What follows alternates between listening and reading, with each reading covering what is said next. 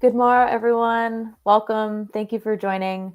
My name is Kate Burgess. I'm a Conservation Program Manager with the National Caucus of Environmental Legislators, and I'm happy to introduce our panel today. Before we start, I just wanted to give an offering in recognition of the broad and systematic exclusion of Indigenous peoples in what is currently known as the United States from really critical decisions as they relate to land, water, wildlife, and a variety of other natural resource decisions. So the next hour is really aimed at addressing that exclusion, but more broadly offering solutions both from idea to implementation to help states fully recognize their responsibility as treaty partners through some concrete examples that have been piloted across the country from our panelists. So we have a fantastic group of speakers today, and I'm really grateful to every one of you who is taking the time to be here and learn, especially those of you that continue to come back over and over again to these learning sessions. We see you. So to kick things off, I'm going to pass things over to Brittany Schulman, who is the Senior VP of Programs with Native Americans and Philanthropy. Brittany is an enrolled citizen of the Mutsun Tribe, is a traditional storyteller, organizer, and fortunately for you, your moderator for the next hour. Brittany? Thank you so much, Kate. Tanake Haru, I'm Brittany Schulman. And as Kate mentioned, I'm Senior Vice President of Programs with Native Americans in Philanthropy. And I'm very excited to be here to host this conversation and learn just a little bit more about what we can all do in these times. So first, I want to introduce our panelists, allow them to tell us a little bit about who they are and where they come from. So as you join us on the screen, if you will kindly tell us your name, what you do, where you come from. And we're going to start with Jen. Great. Well, I'm Jennifer Whitener Ulrich, and I'm the COO and one of the owners of the Whitener Group, which you might deduce is a group of Whiteners. It's my father, Bob Whitener, and my uncle, Ron Whitener, and we are from the Squaxin Island Tribe in Washington State. Though I'm chatting with you today from Broken Arrow, Oklahoma, because we just finished some work up with Choctaw Nation on an event that we put on for them annually. And now I'm here visiting my husband's family in Broken Arrow. And I'm allergic to Oklahoma just a little bit. So I apologize in advance if I sound a little scratchy. But my background is in economic development. I have an MBA in sustainable business and started my career at our tribe working in our economic development corporation, doing business development. And then from that, went to the consulting company that we started and started doing strategic planning for tribes, a lot of economic development strategic planning. And then more recently I accidentally fell into a little bit, work in tribal engagement with state agencies and with nonprofits like the Nature Conservancy that are trying to do their tribal engagement work more comprehensively. And then from that work in tribal engagement, created the Indian Country 101 series that I'm going to talk a little bit more about later with the Nature Conservancy. So that's a little bit about me. Wonderful. Thank you so much, Jennifer. Really appreciate you being here and sharing some more about this conversation. I'll now pass it to Senator Irwin. If you could kindly tell us a little bit more about yourself and where you're coming from. Absolutely. Hello, my name is Jeff Irwin. I'm coming to you from my home in Ann Arbor, Michigan, where I currently represent about 290,000 people as the state senator for the 15th District of Michigan. I've been a state legislator since 2011, and I've had an opportunity to work on a wide range of tribal issues, which is always very exciting to me because I'm also a member of the Sault Ste. Tribe of Chippewa Indians. I'm originally from Sault Ste. Michigan, Bawating, and a very proud member of the tribe. And over the years, I've had an opportunity to work on a number of important issues, and the one that's probably nearest and dearest to my heart is trying to restore full funding for the Indian tuition waiver, which is a process that Michigan has to make sure that we follow through on our treaty rights to provide educational resources to tribal members. So it's an exciting opportunity to be with you here today as a state legislator and a member of the Sault Ste. Tribe of Chippewa Indians. Thank you so much, Senator. Looking forward to hearing more. And now we'll invite to the stage, if you will, Dr. Striplen, if you will kindly give us a little bit of intro, who you are and what you do. Hello, everyone. Mishmin Thuish. My name is Chuck Striplen. My family is Mutsun from the Monterey Bay region of California Central Coast. We're a terminated tribe, having been administratively declared adequately cared for by Catholic priests and having no need for land in 1927.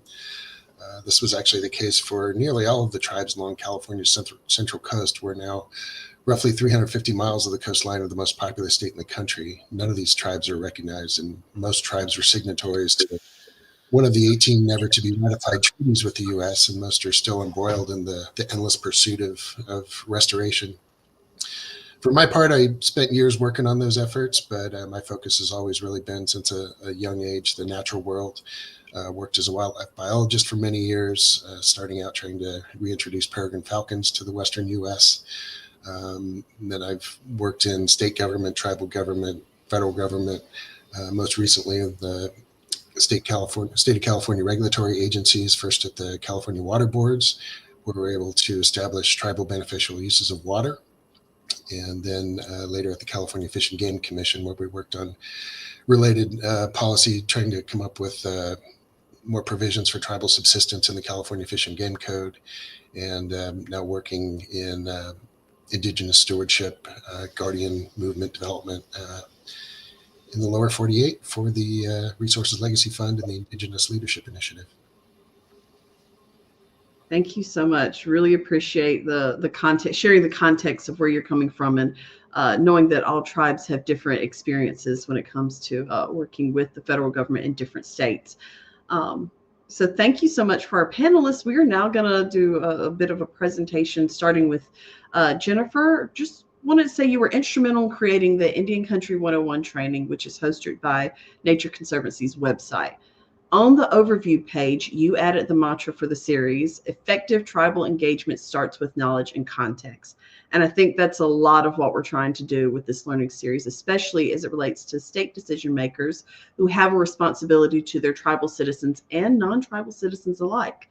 We really recommend everyone take the training in full, especially if you're really on top of it. But for today, can you bring to life a little bit of section on the state tribal relations, specifically the tribe's role in the state legislative process as lawmakers are preparing for these long sessions coming up?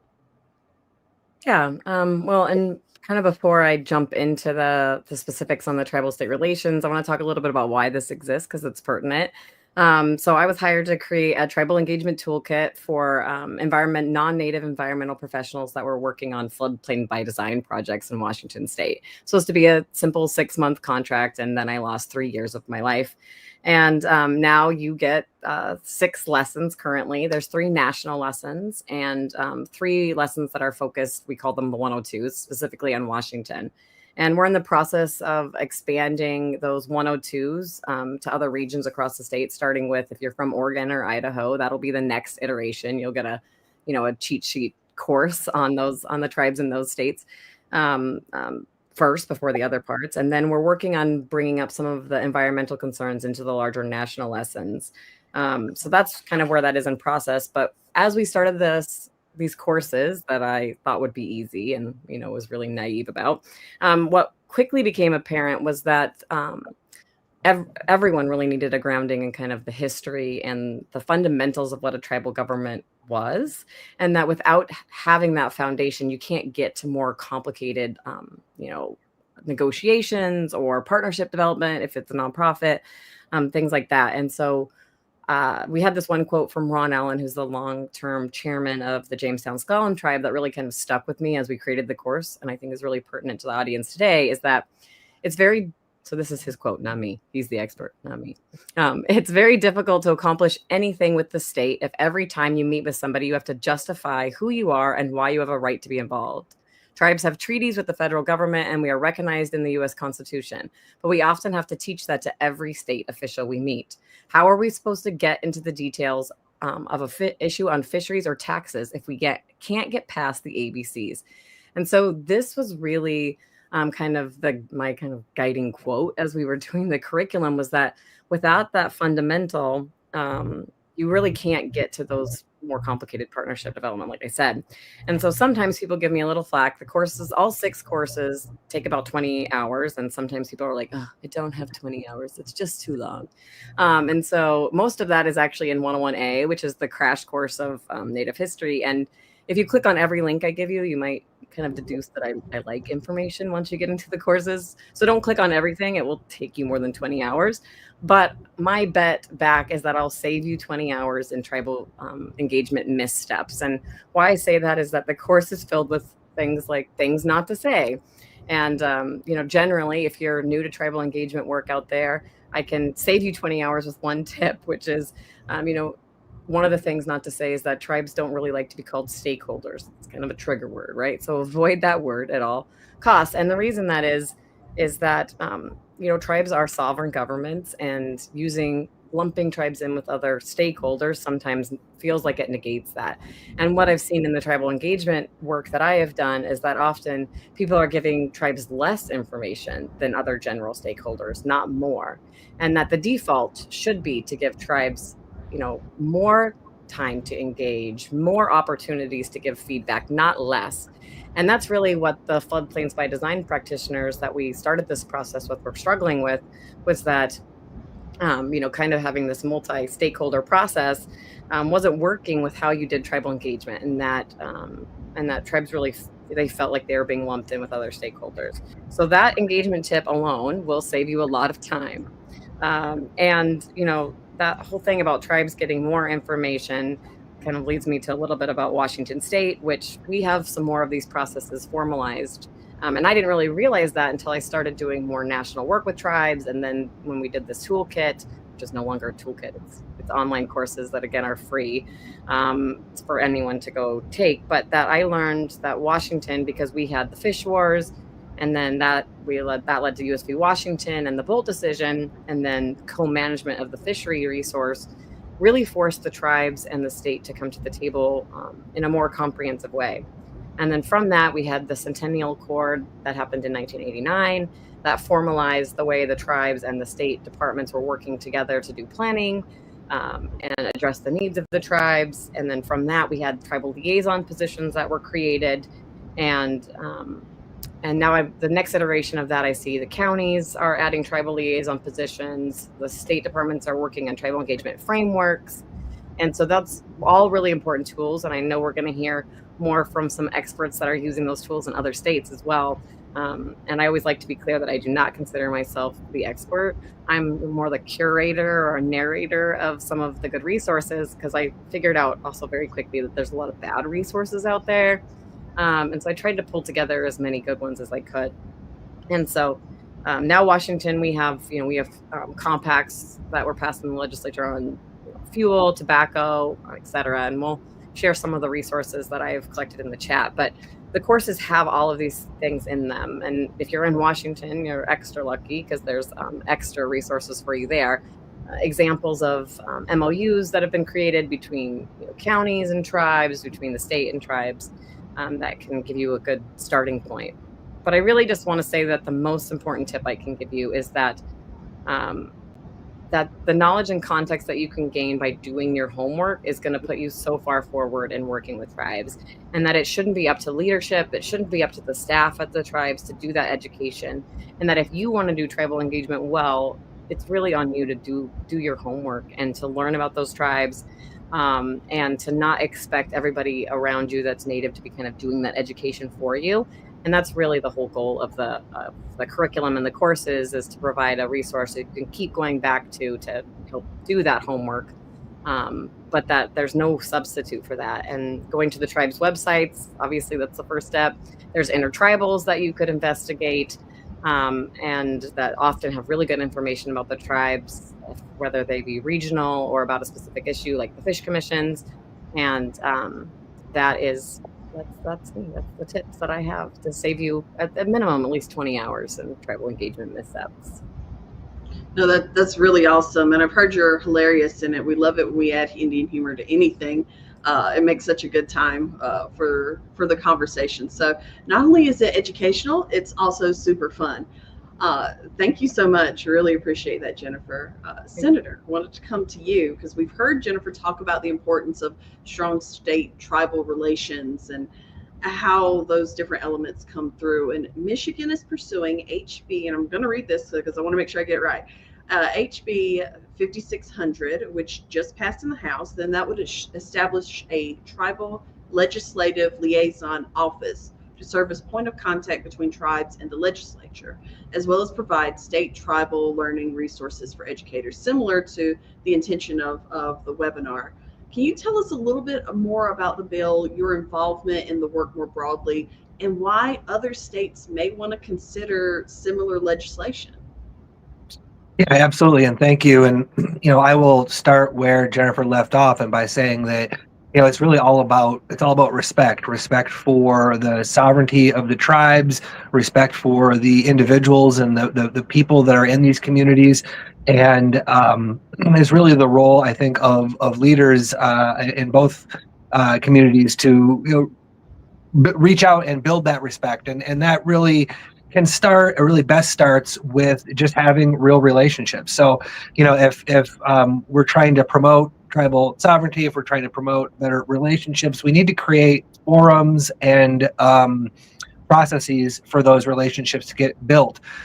Because, if there's one more pitfall that I would point out, that I would encourage folks to just think about when they're trying to build these relationships and be successful in state tribal relations, is that another pitfall I think folks can fall into is focusing too much on the tribal past. You need to know the tribal past, but you really need to focus on the tribal present. There are leaders, elected leaders right now to reach out to and to talk to and to build relationship with. There are people, indigenous people in these communities right now who can tell you what they need, who can tell you what's top of mind and important for them. And by reaching out and building those relationships, I think that's how we strengthen this relationships between our states and the tribes. And so in Michigan, much like it sounds like they've done in Washington State, there's been a long time effort to try to build those relationships over the years, and it's gone in fits and starts.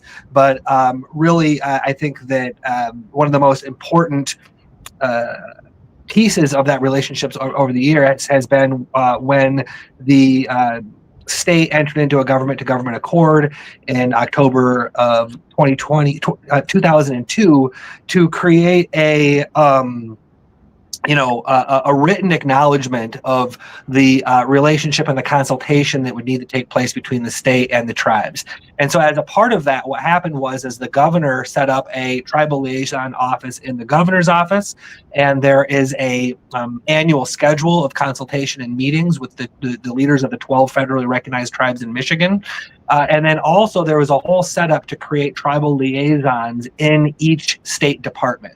Some departments have more of a robust effort in that regard, whether that's maybe the Department of Environment, Great Lakes and Energy, or the Department of Natural Resources, the Economic Development Department. Those departments all have dedicated staff who it's their job to build this relationship, to find out what it is tribal communities are wanting, and to try to make that happen. So on the heels of that, many years later now, I think the legislature started to realize that we need better tools to build that relationship, not just between the executive, but also with the legislative branch.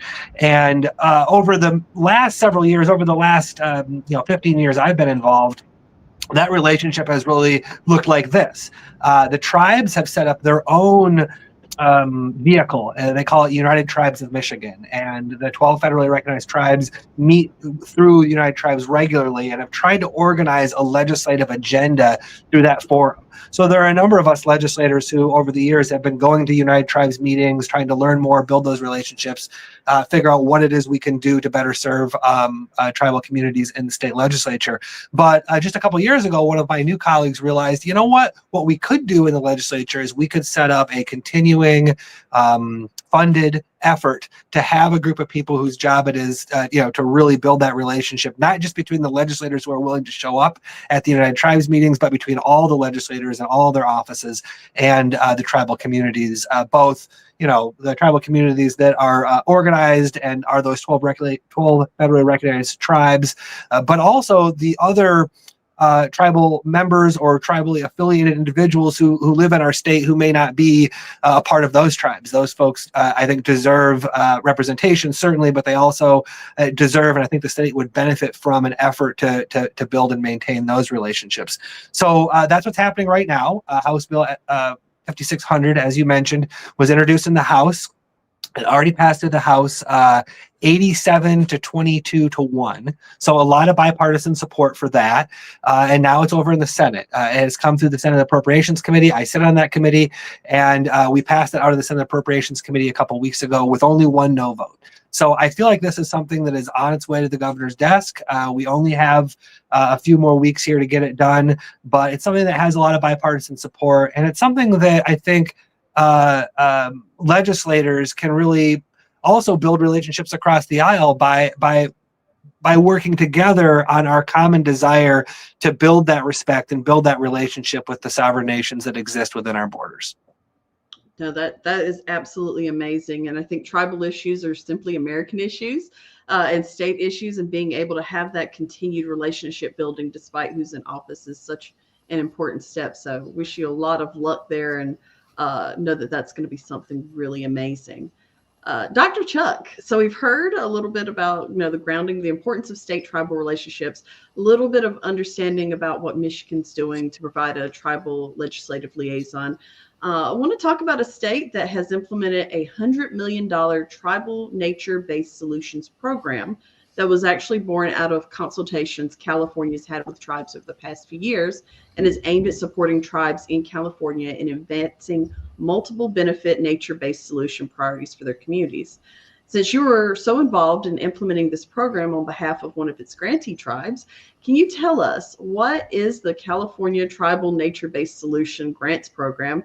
How does it work, and what levers do other states need to have in place to enable the success of a similar program? Thank you, Brittany. To understand California's Tribal Nature-Based Solutions Program, it's really necessary to go back and understand some important milestones in California's history, while also realizing a rather unique set of circumstances of California's modern cultural landscape. I mentioned earlier the 18 unratified treaties, which from a sovereignty perspective almost relegates California tribes, wealthy or not, to second or third class tribal nation citizenship. California was one of the more recent settler targets, with first contact for most tribes here taking place in or after 1769. Between 1769 and 1849, California tribes experienced multiple waves of invasion and subjugation by the Spanish, then the Russians, and especially in the Northwest Coast, and ultimately the Americans when gold was discovered. When California became a state in 1850, its first American governor, Peter Burnett, offered the first State of the State address. It's kind of a genocidal screed against the surviving indigenous tribes of California. And the first legislative delegation in Washington did everything they could to guarantee those treaties would never be ratified by the Senate. In fact, those treaties were discussed in the Senate closed session and ordered sequestered for 50 years, still to this day never to be ratified. Almost 170 years later, in 2019, our current governor, Gavin Newsom, cited that speech and those treaties in the first formal apology to California tribes by a sitting governor since those dark days of California's founding. In addition to using the term genocide, this governor built on progress by previous governors, notably Jerry Brown, and took a number of specific actions that changed in many ways how California state government interacts with tribes. So beginning with the formal apology, the governor then began a series of concurrent initiatives that represent nearly a whole of government approach to improving relations with California tribes. He created the California Truth and Healing Council, kind of California's own version of a commission on truth and reconciliation. This process is coordinated by the governor's Secretary for Tribal Affairs, which is a cabinet level appointment. Right now, that secretary is Christina Snyder Ashtari. She's a member of the Dry Creek Band of Pomo Indians. It's a half-hour drive north of me. And just as an aside, last year, Christina was awarded an Eisenhower Fellowship, only the second Indigenous person ever to do so, where she was funded to travel to Australia and New Zealand, study their truth and reconciliation processes, and bring that learning back to our process in California. State's now invested $100 million to support the construction of a California Indian Heritage Center at the state capitol near the confluence of the American and Sacramento rivers. The state has invested tens of millions of dollars in tribal drinking water systems and flood protection through the California Department of Water Resources. The governor signed an executive order requiring every state agency to hire or appoint a tribal liaison and update and improve each agency's tribal consultation policy. The governor and legislature have made tribal appointments to important state regulatory boards and commissions, like the California Coastal Commission and the water boards. I'm actually one of those appointments. I was appointed by the recent former Speaker of the State Assembly to the Coastal Commission, where I serve as an alternate for an elected county supervisor. Just last week, it was announced California tribes will receive more than $91 million to address housing and homelessness, including $71 million from the first ever awards from the state's Tribal Home Key program, an additional $20 million through the state's Tribal Homeless Housing Assistance and Prevention program. The State Water Quality Control Board has adopted tribal subsistence and cultural beneficial uses of water. The California Fish and Game Commission adopted a formal definition of co-management that's now been codified in statute for a related program. The California Department of Forestry and Fire Protection, CAL FIRE, has a $20 million tribal fire program. The Department of Conservation has a land repurposing program with a tribal set-aside tranche of money. Tribal capacity building and climate adaptation grants from the Strategic Growth Council and the Governor's Office of Planning and Research. So this is, I realize this is a very long list, but it's all really positive steps that have just happened probably within the last 5-6 years. Numerous state agencies are now actively developing and implementing legally binding tribal co-management or co-stewardship agreements and participating in land back projects. And if a California Indian student gets accepted to a UC, to a University of California, any one of the, I think they have 10 campuses now, it's free for whether your tribe is federally recognized or not. So in 2020, the governor issued a statement of administrative policy on Native American ancestral lands. And in it, the governor reaffirms executive orders of Governor Brown with respect to continuing principles of government-to-government engagement with California tribes as a basis to address issues concerning tribal self-government and tribal trust resources. Improving the ability of California Native Americans to engage in traditional and subsistence gathering, hunting, and fishing, direct state agencies to partner with tribes on land management and stewardship activities, incorporating traditional ecological knowledge. And it calls for the reduction of the fractionation of tribal lands and directs all state agencies to engage in specific actions, including adopting preferential policies and practices for California tribes to access lands under state ownership, to identify surplus lands that can be returned to tribes, and it calls for grant funding and mechanisms to support co-management and stewardship. And so it was in that context that, along with yet another executive order, the legislature appropriated about $107.7 million to support the Tribal Nature-Based Solution Program. And so this program is aligned with the state's Pathways to 30 by 30 strategy, the Working Lands Climate Smart strategy, as well as the goals of the strategic plan for the California Ocean Protection Council. It was designed in essence to ensure that tribes weren't left off the table as some of these large-scale investments in both climate and energy adaptation start becoming real. This year, 33 awards were made to tribes, tribal consortia, or tribally owned nonprofits, covering about 39,000 acres of ancestral land. In some cases, landless, unrecognized tribes were able to secure land for the first time since colonization, such as the project that I worked on. In other cases, tribes were able to add to their existing reservations, purchase land to protect sensitive, culturally significant species or places.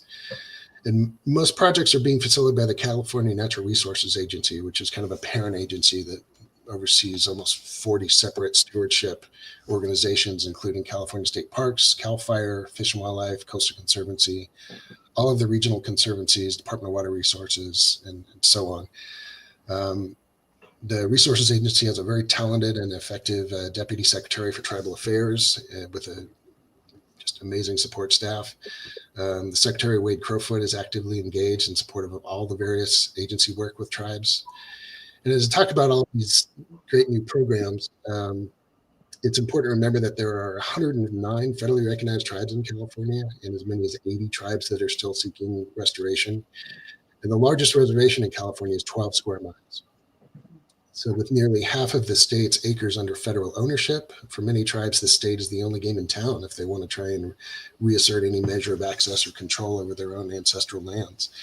Land is expensive in California, as is labor, housing, and the costs associated with navigating any aspect of the state bureaucracy. And in a treatyless environment, in many cases, progress for tribes is dependent on intentional actions by the governor and or the state legislature. The rise of Indian gaming and the growing political influence of those tribes has been responsible for some of this progress, but climate and other environmental crises have also forced the state to reckon with past policies of fire suppression, dam building, coastal development, and marginalization of tribes and traditional knowledge. So there's plenty to be critical, plenty to be, we can make observations about how things can be done better, or these programs can be better supported. But just in terms of the breadth of what California's been able to do just in the last decade, it's been really impressive. So happy to answer any questions. Thank you so much. And that's a wonderful transition for our audience. If anyone watching live would like to ask any questions of our guests here who have really laid out some very practical next steps, we welcome those questions. And while we're waiting for those to come in, we have a few ourselves. And I wanted to start with Senator again. Not all tribal legislative liaisons are created equal, and really wanted to know what critical elements of that position that you think would drive the most meaningful engagement with tribes in a state that adopts that role. So what are you looking for in someone that would be coming into that position, and what are you hoping? I think there's a couple layers to this, at least. One is, what do you actually put in the legislation in terms of direction and requirements that might generate a more successful office and a more successful effort of building those relationships? And, I think that, part of that can be, requiring certain, things to be done on a regular basis, making sure that the rhythm of that office respects both the political rhythm of the state, but also the political rhythm of the tribes that they're working with. And so I think that's important. But I think probably more important than that is the individual who ends up in that role. That individual is going to have to have some special skills, and they're probably going to have some special knowledge and experience. And so, I can already see somebody in my mind who I think is maybe perfect for this job, but maybe that directs a bit of my commentary here. But I do think that it's important that the state is able to have somebody working for it. The legislature has someone working for it that really has a depth of relationships within tribal communities. Somebody who has, been involved in tribal communities in some sort of deep and meaningful way, whether that's literally in tribal government or whether it's through some other prominent involvement that puts them in touch with members of other tribes and members of their own tribe, which also puts them in touch with this knowledge that, just like with our government, tribal communities have a richness and a depth to them of their own, and that we want someone who knows the tribal leaders, who knows how to reach out to the tribal leaders, but who also knows how to reach even deeper than that, and to listen even deeper than that, because like I said, there are a lot of complex needs and voices within tribal communities as well. And I personally want someone who is going to see that full richness. And I don't think that we're going to get someone who can see that full richness unless it's someone who has that depth of experience with not just one tribal community that they're a deep part of, but also with reaching out to all the other tribes around Michigan, because it's a very complex historical and cultural situation, and having someone who has that depth of knowledge already, I think is really important. And then the final thing is, we need to have somebody who knows legislation and who knows a little bit about how government works, because one of the things that I constantly find myself, as a legislator doing is trying to take the needs, wants, desires, plans, goals of a community and translate those into something actionable. And we don't just want to count on the legislators to do that. We want this liaison to be thinking like that as well, right? So, hey, we have a problem with the depth of knowledge that kids across Michigan have from their K-12 schools in terms of the kind of history they're getting, specifically as it relates to the indigenous history of our area, which is deep and rich and interesting. And why aren't we teaching it? Okay, well, having somebody who can understand the problem, but also can understand, okay, here's where we need to put it in law. Here is how we get that into the curriculum. And here are some magic words we could use to put into the law. Having somebody who can bridge those gaps between the problems and the actionable ideas, all those things are really, really important. So I've got, a couple of folks who I think would be great for this role, but in reality, there are a lot of folks here in Michigan who I think could step up and do a great job and to bridge that gap. But it does require a lot of arcane knowledge, not just about tribal history, but also about state government and how it operates. No, I think that's really smart, and especially since we're thinking of this role that will be moving forward, hopefully years and years and years, having those key things in place are super important. Thank you so much, Senator. I want to share an audience question we did have from, and I've pronounced your name wrong, apologies, Todd Warfield. My state doesn't even have a state recognition process. Any suggestions for enacting one? And I'll open this to anyone who would like to take a step into answering that question, or at least addressing Todd. I think it segues into both of these, what the senator was saying, and into the state recognition process. And I'm sure Chuck can add some things to this too, but there's a lot of knowing the intertribal politics is super important for any of those tribal liaison positions. And that the intertribal politics exists not only between the federally recognized tribes in themselves, but between state recognized tribes and federally recognized tribes and unrecognized tribes. So Washington State doesn't have a state recognition process either. And so we do have a lot of tension between the federally recognized tribes and the unrecognized tribes in Washington State for a number of reasons. And knowing that those politics exist is super important for a tribal liaison position or anybody that's, trying to work in that space. And that what I see a lot of people do is kind of stumble into it blindly, assuming that other tribes support other tribes' recognition process, which is obviously not always true. If you do any research in Washington, we have the Duwamish seeking recognition. They cannot get federal recognition through the normal, through the administrative process. And so probably would only get recognition through an act of Congress. And so you'll see a lot of campaigns around that, but you have federally recognized tribes that very much come out not in support of that. There's a website from the federally recognized tribes that says the real Duwamish, for example. And so understanding the history of the treaties, of the recognition process, of termination era, especially if you're working in Oregon or California, that is very important to know. And the state recognition processes, like I said, have some pluses and minuses in terms of the relationships with the federally recognized tribes, and needing to know what those politics are would be super important. And then that you would still have some of that tension, even if you had a state recognition process. Yeah, California doesn't have a state recognition process either. We have a whole agency called the Native American Heritage Commission that was created back in the 70s during the first Jerry Brown administration. And it basically works to create a contact list for California tribes and tribal communities. And so that serves as a basis. There's kind of a minimum level of documentation and verification that you have to send to the state, and then they determine whether or not the tribe goes on the list. And that basically serves as a basis for consultation, where state projects might be doing something that tribes want to consult on. So whether or not the tribe is federally recognized, the state has a pretty good system of being able to interact with the unrecognized tribes. But of course, it's really the federally recognized tribes that carry most of the weight in the state. But Senator Irwin brought up some really good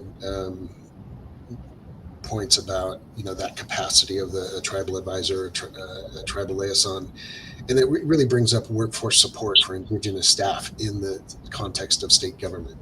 And we have a lot of natives working in state government in California, but the state really struggles to support them. Like, there aren't any job classifications for tribal affairs positions. There's a job classification to be a Native American spiritual advisor in a prison, but that is literally the only job classification that has the term Native American in it in all of state government. So that's an area where you can work with the California Human Resources Department. I tried that at one point. They wouldn't have a conversation with me about it. But get some of those job classifications. These are incredibly complex and difficult jobs that requires a really diverse skill set of not only being able to, potentially being from a tribal community, knowing the other tribal communities in the state, knowing the regulatory process, knowing the legislative process, maybe having some subject area expertise. On paper, that should be a very highly compensated endeavor, you would think, but it really depends on the agency and how they decide to approach these issues. And it's really all over the place, and there's very little consistency to it. Thank you both so much. And I actually want to come back to you, Dr. Chuck, because everything we've talked about has been about, paying attention to our state and also making sure that we're paying attention to the political rhythms. And just wanted to know, what can California do to make sure that the accomplishments that they have made over the past few years persist and don't fall to political whims at the federal level? Well, one of the things, like with the Tribal Nature-Based Solutions Program, that was, a single program in a year's budget. There's no guarantee that will ever take place again. And in navigating that process, basically a three-party real estate transaction between the state, the current landowner, and an Indian tribe. Turns out that's a very complicated process. And, it all hinges around willing landowners and hopefully them not passing away or changing their mind before the transaction is done. So what I've been suggesting to as many elected tribal officials as I can get a hold of is we need an agency. Several years ago, we legalized cannabis, and we created a whole new regulatory agency for the regulation of cannabis. Why don't we do the same thing for tribal land returns? Would probably require a special piece of legislation and its own appropriation and specialized staff, but that would really move things along if that's going to be a serious endeavor for the state and not just a checkbox one-off. And then, of course, the workforce support, building ladders of success for tribal youth entering state service or tribal service or conservation. That can really help support tribal people in state government. Thank you so much. Really appreciate that. I do have one more question from Jeanette on LinkedIn, and this is directed toward the Senator. And if Dr. Chuck or Jennifer, if y'all have anything else to add, love to bring your voices in on this question. Senator, given the success of New Zealand's reserved parliamentary seats for Maori representation and ensuring that Indigenous voices are included in government decision-making, would you consider advocating for a similar approach in the U.S. Senate's reserved seats for tribal nations? Such a policy could ensure greater Indigenous representation within federal structures, and this wouldn't exclude self-governance or the autonomy of tribal nations because we need both. What steps can we take to elevate Indigenous voices in the U.S. government and ensure they have a meaningful seat at the table? So, yeah, absolutely. Let me take that last piece and focus on that a little bit, because I think it also relates to the previous question, and then I'll try to circle back to the beginning of the question. So the end of the question was really about how do we advocate and organize and be successful on these issues, broadly speaking. And I just want to harp on a word, which is organize. It's just like with other sorts of political, social, community endeavors. The key is organizing. And when it comes to issues that are important to tribal communities, I think we have a special opportunity that we don't have with all the issues that I work on personally. And that is that, at least this is very true in Michigan, and it looks like it's true from my observations around the country for the most part, that when you look at legislative support for issues that are important to tribal communities, there's really a tremendous opportunity for bipartisanship because of the fact that when you come to a legislature and you say, we think everyone should have health care, we have problems with housing and we want to make sure that poor people can afford housing, we want to focus on making sure that we're lifting up educational achievement for students who are really struggling with poverty or otherwise. Those are the kinds of issues that I think generally Democrats are finding it easy to support. But when you look at where tribal communities rest physically, where they exist, and how they vote, it's obvious, particularly in Michigan, that those tribal communities are very essential to the political outcomes that folks on the other side of the aisle from me depend upon. And just to put it more plainly, the tribal communities are often existing within Republican districts. And so if we can effectively organize those communities and get folks within those areas, which are often more rural, talking about a particular angle, whether it's proportional representation or whether it's healthcare for all or something else, and build that support within those frankly more conservative areas that can link up with what is, I think, more natural support coming from folks on my side of the aisle, and it can be a really powerful coalition. And we've seen that in Michigan around fishing, around economic development issues, around paying for education for tribal members. And so I just want to stomp on that ground a little bit, that when it comes to issues of concern for Indigenous communities, there is a real opportunity to organize on both sides of the aisle there. And I think we need to be doing that as much and as often as possible. Now, when it comes specifically to reorganizing the U.S. Senate around some sort of proportional representation scheme that would guarantee some sort of voice for Indigenous communities, is that something I would support? Yeah, I think so. I'd like to know the details a little more than we're just elucidated, but yeah, I think so. However, it's not something that I'm likely to spend time working on. And the reason is this: the composition of the U.S. Senate is already compromised and already it's designed in a very undesirable way, in my opinion. And the process for changing it, however, requires you to go to a bunch of states and people who benefit from the current setup and asking them to relinquish the benefit that they get from the system that's set up. That's just not going to happen. Right. I just don't see a scenario in which 3/4 of states are going to say, yes, we get a special advantage out of the way that the Electoral College and the Senate is organized, and we're going to relinquish our special advantage. So because of the fact that structurally it's just locked in place, I don't see myself spending a lot of time on it. Awesome. Thank you so much. Dr. Chuck or Jennifer, would you like to either address that question or have a minute or two to share a little bit about what it takes for that state tribal policy making? Just giving you the last word as we're wrapping up. Yes, if I had a magic wand, I'd also do that. That sounds great. Unfortunately, I don't. There's so many things I would change. It would be lovely. I think my last thing is just for kind of the tips around the stakeholders again, is like not implying that states are or that tribes are subordinate to states is very important. I mean, I wish we had the seats. That would be great. But we can start by, making sure that whenever you're working with tribes, that you don't make that misstep of, that tribes it's a government to government relationship, and that it's not a subordinate. Now, I won't get into PL 280 and jurisdictional issues. If you want an expert on that, I can send you them, Ron Whitener. But I think that that's a really good place to start your education too, is to look at the levels that the tribes exist on. So. Thank you so much, Jennifer. And Dr. Chuck, any last words? Yeah, I think just to kind of zoom out, 30,000 foot level a little bit, we exist in an unreconciled genocidal society. I think one of the most powerful things that's happened, from my observation in the last couple of weeks, was not the election. It was actually the apology that Joe Biden issued down at Gila River with Deb Haaland and the whole boarding school issue.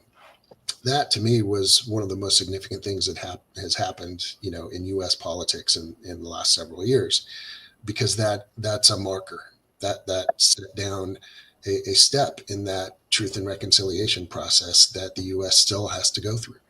There's still too many people in this country that, it's kind of like an identity crisis country. We don't, there's too many people that feel too entitled to this place.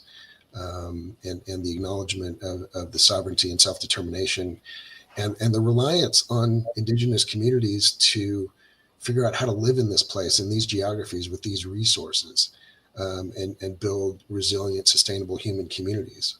Well, we have the owner's manual for that in this particular continent. So, it's been demonstrated here in California, where the state is investing more in tribal fire because they figured out that, wow, back in 1769 and 1850, we really screwed up by making tribal fire illegal. So I think that's just those realizations are gonna hopefully change the way this country looks at itself and looks at how we live in these ecosystems and watersheds with it, the first people here. Thank you so much. And that's an excellent way to end our time together, but not this conversation. Just want to say again, thank you so much, Jennifer. Thank you so much, Senator and Dr. Chuck, and really appreciate you sharing your time, your knowledge, your energy, everything with our audience.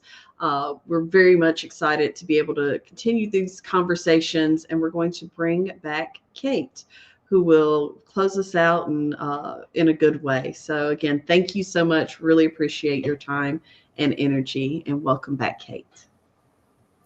Thanks, Brittany. Thanks also everyone in the chat who's been asking really important questions.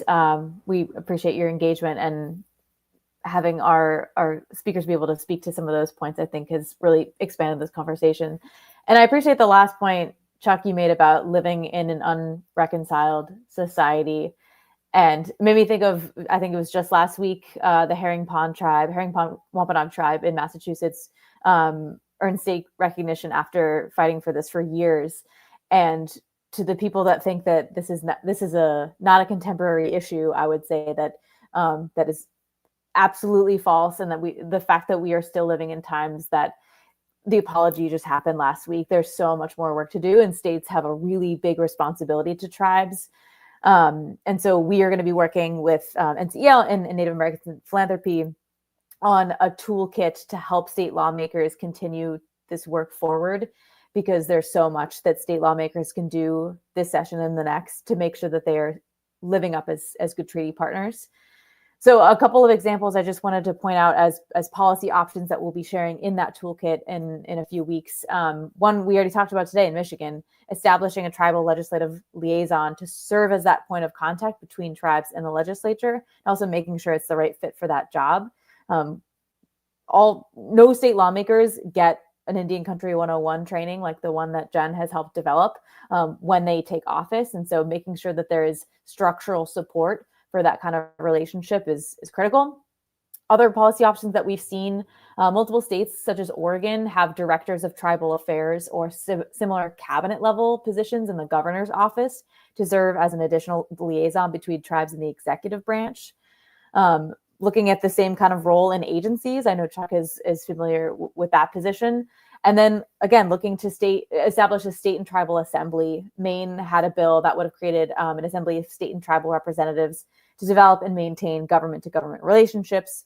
And the work that they've done in Maine has been really instrumental this year. I recommend you check out LD 2007 in Maine from 2024, which was a pivotal step in their work between states and tribes. So there's a lot that can happen. We're here to help support that work in the ways that we can and know how. If you're interested in taking action, especially to lawmakers on this call, we invite you to fill out the survey that we're going to be putting in the chat to let us know how we can support your work in that as you brave the legislative sessions. But overall, we're super grateful for this partnership with Native Americans in Philanthropy, grateful to the speakers who shared their wisdom today from lots of different perspectives, from idea to implementation on good governance. And we look forward to seeing you on the next broadcast. So thank you all, and I hope you are all well.